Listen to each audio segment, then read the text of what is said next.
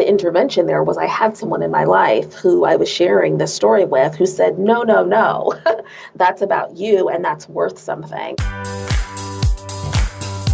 You're listening to Financial Grown Up with me, certified financial planner Bobbi Rebell, author of How to Be a Financial Grown Up. And you know what? Being a grown up is really hard, especially when it comes to money. But it's okay. We're going to get there together.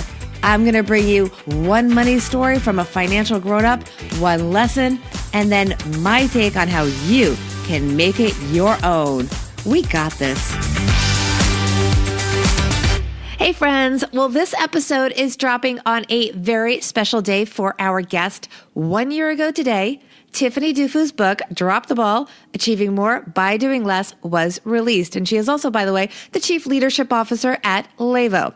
The book has been a massive hit and frankly changed a lot of people's lives, including my own, because it gives us permission to focus on the things that matter the most to us and to be okay with just letting some things go or delegating it, allowing yourself to prioritize and not apologize. Tiffany's money story will inspire you, but also make sure to stay tuned for the money tip that she shares later on. It's going to make you happy. It's going to make you happy for her, and it's going to make you happy because if you're not doing it already, you're going to do this. Here is Tiffany Dufu. Tiffany Dufu, you are a financial grown-up. Welcome to the podcast. Thank you so much for having me. And you have a lot going on in 2018 with your job, your book, Drop the Ball, which is one of my favorites. I reread it again this weekend because I gave away my original copy. I actually bought it again. I highly recommend everybody buy the book, Drop the Ball, and maybe buy it twice and gift one to someone else. Tiffany, give us an update on you and what you're up to. Well, my life's work is advancing women and girls, so I'm always up to moving forward the causes that I really care about. The 1 year anniversary of Drop the Ball is coming up on Valentine's Day, so I've got a lot of promotion in relationship to that.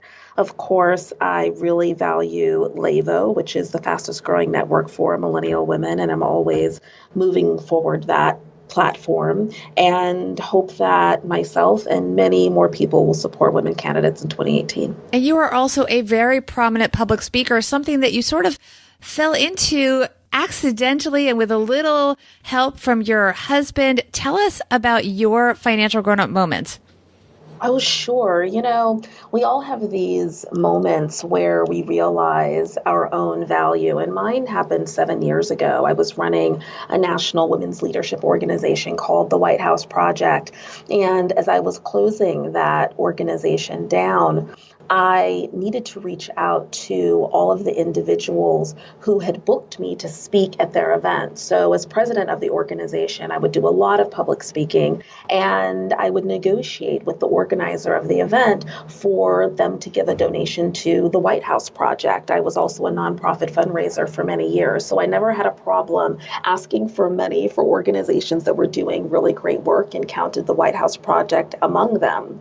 But when I called to let everyone know, look, I won't be able to speak at your event. I'm closing down the White House Project. I will no longer be president of the White House Project. They were all like, silly you. Of course you're coming to speak at our event. Is everything that you know about women in leadership out of your head? No, you right. Still know they that. Wanted you. That's right. And your name is on our marketing materials and you're going to show up. And it was my husband who said, Tiffany, you've just launched a business. You've just launched a public speaking practice. And the money that you negotiated for the donation, that is now resources that you can use. That has now become your speaking fee. And it was a really important moment for me because if you had told me you could start a public speaking practice and you could charge thousands of dollars for people to hear you stand on a stage as a business model, I would have said, oh, that's ridiculous. Like no one would pay that amount of money to see me come and speak. But they were already paying the money. It was just going to your nonprofit. That's it. But you see the psychology, of women, even one that's supposed to be an expert on women in leadership, I thought, well, that's easy. They're giving a donation to the cause. But that really was an important moment for me. And that really has turned into a big part of your many income streams. You have a diversified income stream now because you obviously have your primary job at Levo League, but you also have your book and you have your speaking. That's it. I have what I would call a portfolio career, which is definitely a wave of the future. So what is your lesson for our listeners, many of whom are millennial women? I think it's know your value, really understand what you have, whether it's gifts, talent, skills, abilities that the market wants, and to monetize that. But how do you do that? I mean, you were already, people were paying the money to hear you speak, and yet you didn't really equate that with you as an individual. It was directed as it was okay because it was going to an organization that you believed in. But yet, until that moment with that conversation with your husband, you weren't seeing that as money for you. That's right. What is the lesson for how people can kind of make that transition, both mentally in their mind and also in actuality?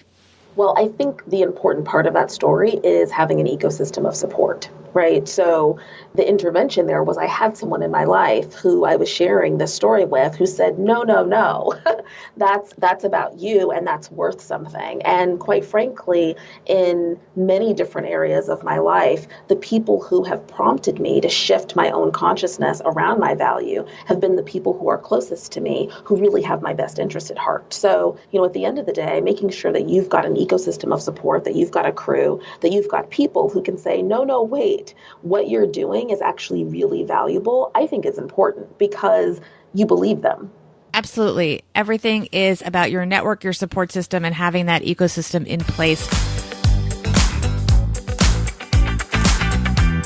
Before I let you go, Ms. Tiffany Dufu, I want to get a money tip from you because I know you are so on the ball. Even though you like to drop the ball, you are on the ball when it comes to money.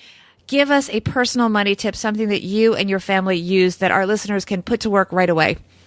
Well, my time is my money. So anything that saves me a tremendous amount of time for me is a money tip.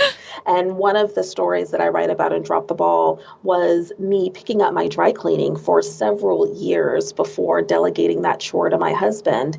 And the first time it was his turn to do it, he had it delivered for free. And had you ever had it delivered? No, I didn't even know that my dry cleaners delivered. That's crazy.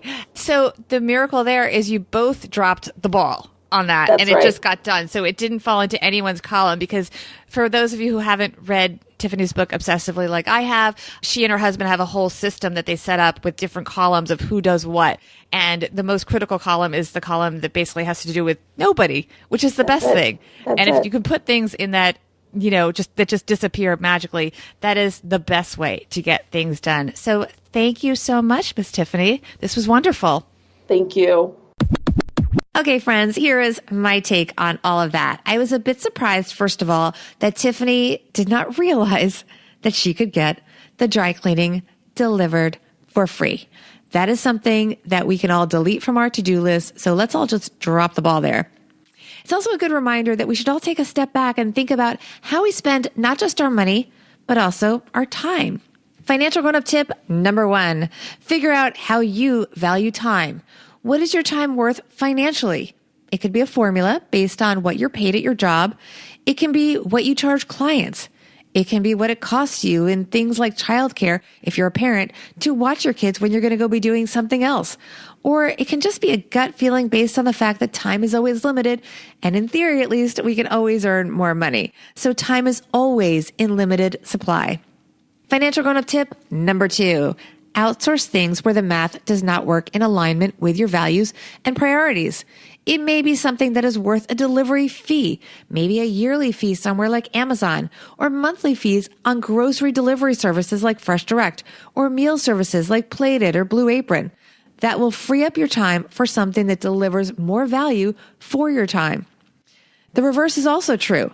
Sticking with the food example, if you're focused on saving money and you have the time, it may make sense to shop for groceries yourself in person and do all the cooking yourself rather than have a preset meal. But make that calculation.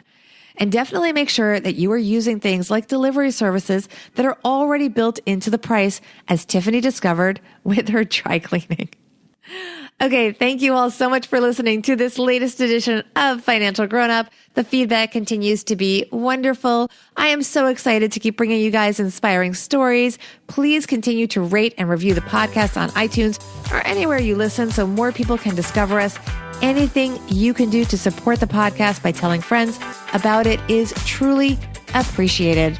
I hope everyone enjoyed the show and that we all got one step closer to being financial grown-ups.